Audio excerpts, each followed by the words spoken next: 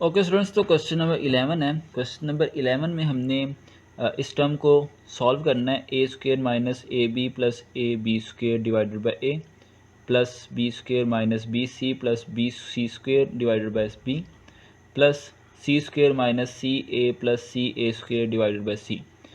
It means कि अब हमारे पास अगर हम क्वेश्चन नंबर 10 का ऊपर वाला क्वेश्चन पार्ट देखें तो इसमें हमारे पास एक टर्म हुआ करती थी, एक पोलिनोमियल थी। एक पोलिनोमियल को हमने एक टर्म से डिवाइड करना होता था।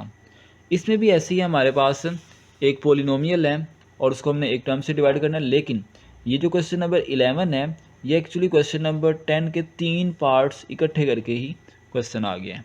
तो हमने क्या करना है, हमने इसको सॉल्व करना है। अब इसको सॉल्व करने के दो मेथड हैं।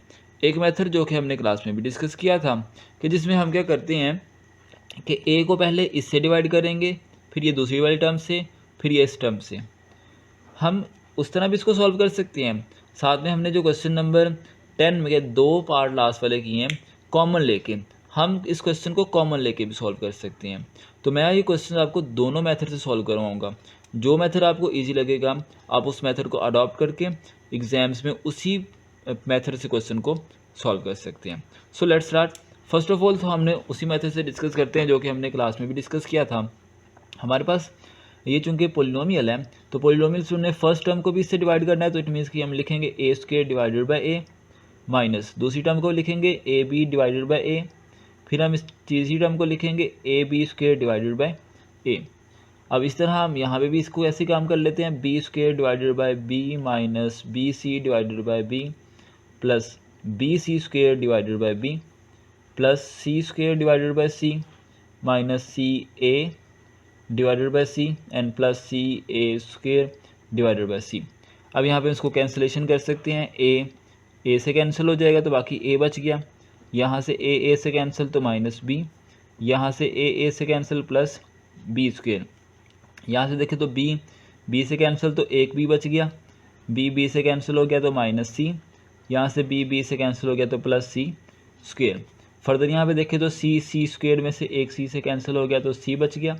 फिर देखें तो सी से कैंसिल माइनस ए और ये वाला सी से कैंसिल तो प्लस ए स्क्र। अब स्टूडेंट्स यहाँ पे हम देखें तो हमारे पास क्या बचता है, हमारे पास बी स्क्र, ए स्क्र और सी स्क्र सिंगल सिंगल टर्म्स है। लेकिन ए यहाँ पे भी है और ए यहाँ पे भी है, बी यहाँ पे भी है और बी यहाँ पे भी है। सिमिलरली सी यहाँ पे भी है और सी यहाँ पे भी है। तो हम क्या करते हैं, हम सारी टर्म्स को इकट्ठा करके लिखते हैं असेंडिंग ऑर्डर में। सबसे पहले हम लिखते हैं ए स्क्र की और कोई भी टर्म नहीं है, इट मीन्स के ओके। अब बी स्क्र लिख लेते हैं, बी स्क्र की और कोई टर्म नहीं है इसमें से, ओके। प्लस सी स्क्र लिख लेते हैं, अब सी स्क्र की भी और कोई टर्म नहीं है। अब देखिए हमने यहाँ पे जो एलिमेंट्स को, जो हमारे पास टर्म्स थी उनको हमने शफल किया है, उसको ट्रांसफ़र किया है विद साइन। यहाँ पे देखिए प्लस था ना, तो इसको विद प्लस साइन ही हमने इसको शिफ्ट किया है। फिर बी स्क्र भी प्लस के साथ था, उसको भी प्लस के साथ लिखे हैं। फिर सी स्क्र भी प्लस के साथ था, उसको भी हमने प्लस के साथ यहाँ पे लिखे हैं। अब उसके बाद हम लिखते हैं ए वाला, ये देखें ये प्लस वाला है तो ये प्लस ए, फिर ये वाला माइनस वाला ए, ये माइनस वाला ए आ गया। फिर ये माइनस वाला बी है और फिर ये प्लस वाला बी है। सिमिलरली ये माइनस वाला सी और ये प्लस वाला सी। आई होप ये सारे क्वेश्चंस हमने सारी जो टर्म्स हैं वो उसकी लिख चुके हैं। फिर भी हम इसको काउंट कर सकते हैं, 1 2 3 4 5 6 7 8 9। इस तरह यहाँ पे भी हम काउंट कर सकते हैं, 1 2 3 4 5 6 7 8 9। अब यहाँ पे देखें तो हमारे पास A square plus B square plus C square ये एज इट इज़ आ गए। यहाँ पे देखें तो 1 माइनस 1 0, तो 0 मतलब के कैंसिल हो गया। फिर 1 माइनस 1 ये भी देखें, एक माइनस का एक प्लस का सेम है तो ये भी कैंसिल हो गए। यहाँ पे देखें तो ये भी एक माइनस और एक प्लस का ये भी दोनों कैंसिल हो गए, तो ये सारे ज़ीरो हो गए। तो प्लस ज़ीरो लिखने से हम यहाँ पे इसको ज़ीरो लिख सकते हैं, तीनों ज़ीरो हो गए ना। तो अब ज़ीरो को किसी नंबर में ऐड करने से कोई भी फ़र्क नहीं आता। इट मीन्स कि ये हमारे पास यही आंसर बच जाएगा, A square plus B square plus C square. अब इसी क्वेश्चन को हम दूसरे मेथड से डिस्कस करते हैं। ओके स्टूडेंट्स, तो अब हमारे पास क्वेश्चन वही है, हमने दोबारा इसको लिख लिया है। अब यहाँ से हमने चूँकि ए से डिवाइड करना है तो इट मीन्स कि ऊपर वाली टर्म्स में से हम ए कॉमन लेते हैं। देखा जाए स्टूडेंट्स, आपके पास ए यहाँ पे मौजूद है, ए स्क्वेयर है, यहाँ पे भी ए और यहाँ पे भी ए, तो हम यहाँ से ए कॉमन ले लेते हैं। ए स्क्वेयर में से ए अगर कॉमन चला जाएगा तो एक ए बाहर चला गया, एक ए अंदर रह गया, माइनस ए बी में से ए बाहर चला गया तो बाकी बी रह गया, प्लस यहाँ से देखें ये भी ए बाहर चला गया तो यहाँ पे बी स्क्वेयर बच गया, डिवाइडेड बाय ए। सिमिलरली यहाँ पे देखें तो यहाँ पे भी हमारे पास बी कॉमन ले लेते हैं, तो यहाँ से बच गया B minus C plus C square divided by B. Similarly यहाँ पे हम सी कॉमन लेंगे तो सी स्क्वेयर में से सी बाहर चला गया, एक सी बच गया, सी ए में से सी बाहर तो बाकी ए, और इस तरह यहाँ से भी आपके पास सिर्फ ए स्क्वेयर बच गया, डिवाइडेड बाय सी हो गया।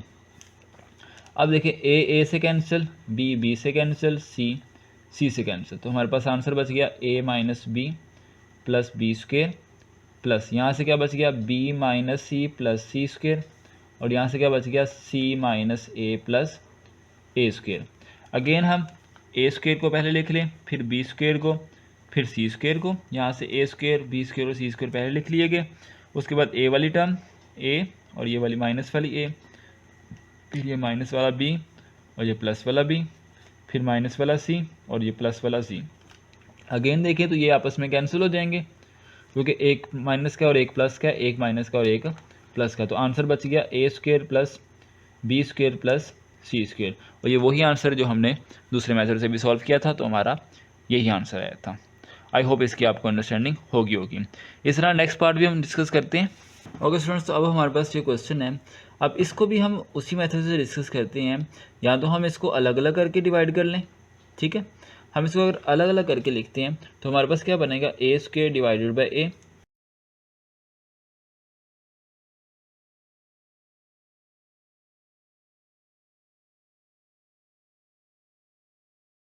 इस तरह हमने इसको तीनों टर्म्स के डिवाइड कर दिया। इस तरह हम इसको भी तीनों टर्म से डिवाइड कर देते हैं, तो ये बन जाएगा B minus 4bc divided by B and plus B C square divided by B, and last पे हमारे पास ये रह गया 5c square divided by C and minus A C divided by C.